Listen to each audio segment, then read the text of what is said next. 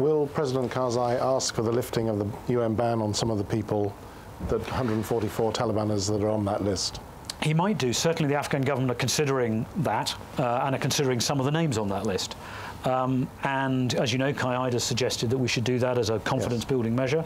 And I think the British point of view on that is that we, in principle, support it if the Afghan government are very clear that that's what they want to do, and they have a good case for doing so. Other governments are more cautious about it.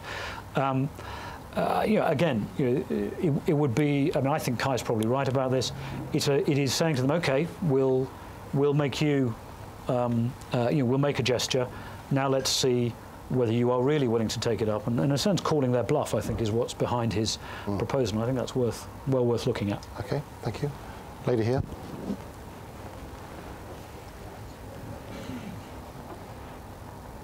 Hi, my name's Sandra Kaduri. I worked at the embassy in Afghanistan for 2 years, and last year I also investigated electoral fraud for the Election Complaints Commission.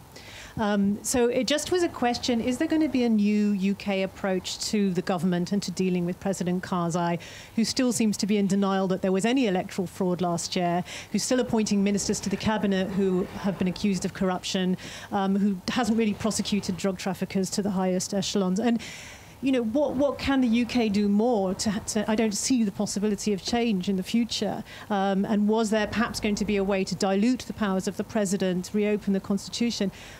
We're just a bit depressed about looking forward when there seems to be no vision, a lot of moral fuzziness, really, about what's right and what's wrong in that country. The Taliban policy also seems a little bit worrying in that, the guy who blows up 20 Afghan police yesterday is the same guy who you may want to forgive tomorrow and give $200 to reintegrate. Where's the clarity in all this?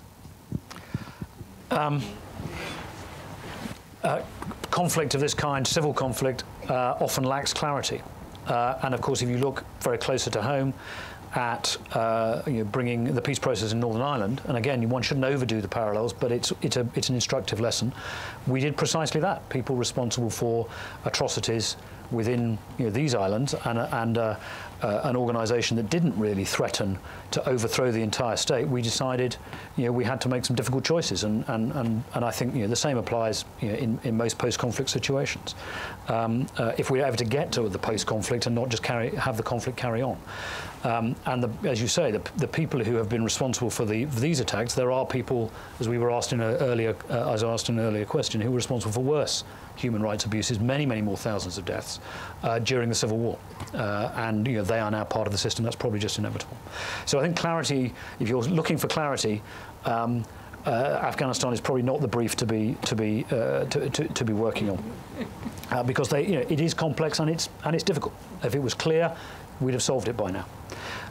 In terms of your question about the government and the capabilities and so on, I think it's wait and see. Now, that doesn't mean we're just passive wait and see, but we did get from President Karzai some clear political commitment in his inauguration speech to tackle many of the issues you talk about. He made further commitments on corruption at an anti-corruption conference which he convened. We'll see more tomorrow. As I said, and indeed the NATO Secretary General said today when we were asked this question, we expect those commitments to be honoured, and the support of the international community is conditional on those being honoured. The cabinet, well, cabinets are always mixed. I did pull the leg of one of our ministers and said to him, are you absolutely going to tell me that every British cabinet that you've known has had complete stars in every job? And he just burst out laughing, and we changed the subject. Now, there are, I'm not going to give a character reference to every single member of the Afghan cabinet, but I think if you look at the core ministries that really matter, interior, defence, finance, agriculture, etc., there are some very strong ministers in there, and those are probably the best set of ministers that we've had.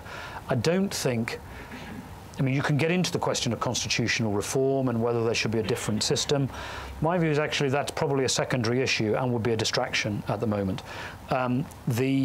Having strong ministers who are willing to work as a team and deliver the government agenda, we should actually see some improvements. And what again, we've tended to do in the past is because the only place where decisions have been able to be made is the presidency itself, then President Karzai has been completely overburdened with decisions that almost no government machine should be remitting to the centre, let alone one that's as immature as Afghanistan's. And therefore, by having more powerful and more capable ministries, I think we address some of those issues that you're talking about. But you're absolutely right to point to the risks. This conference, the conference in Kabul, the actual delivery on the ground, a more conditional approach to international support, but a conditional approach that also offers the opportunity for more aid to go to the Afghan government to build their capabilities, feels to me like the right kind of package. But yeah, we do expect those commitments to be honoured. Gentleman in the middle there. Then go on. And then you. Thank you. Taji Mustafa from Hizb ut-Tahrir, an organisation which has a presence in Afghanistan. And in advance of your London conference, we're actually launching a report tomorrow on Afghanistan. If anybody's interested, I've got some copies with me. Since 2001, as has been pointed out several times in this conversation so far, corruption, drug production, instability are up.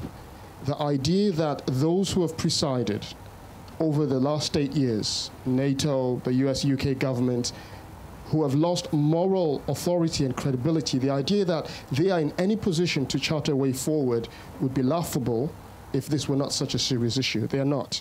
And I think high time that's recognized, and the colonial powers left Afghanistan, left the region, and let people in the region decide their own political destiny, rather than recycling old solutions, as we've heard so far today, and trying to impose from the outside.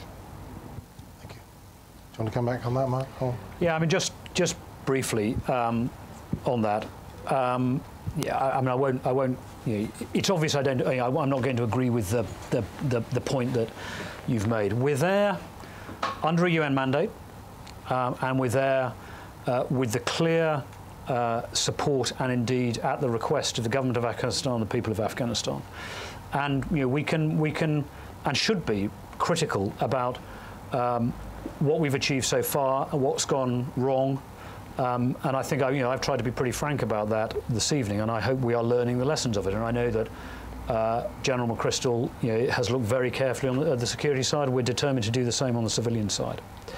The problem is, you can say that we should or should not be the actors there, but the fact is that we are, and we don't have the option of saying, well, if we want to get to the solution that we all want, which is a stable Afghanistan, then we wouldn't be starting from here. The fact is we are starting from here, and all of us have a responsibility both to redress the mistakes of the past and try and do our best for the future. But it is very clear that the people of Afghanistan both want and need our support at the moment, the majority of them.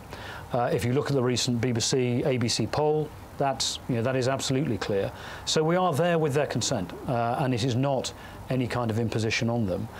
And as I said at the beginning, one of the points of the London conference, but our approach more generally, is to try and build Afghan leadership so that we are responding to the agenda the Afghans themselves are setting and supporting it, rather than seeking to impose our own solutions from outside. That means partnership, it means coaching, it means building their capabilities, because that state was essentially wiped out after the civil war and the Taliban period. It isn't simply a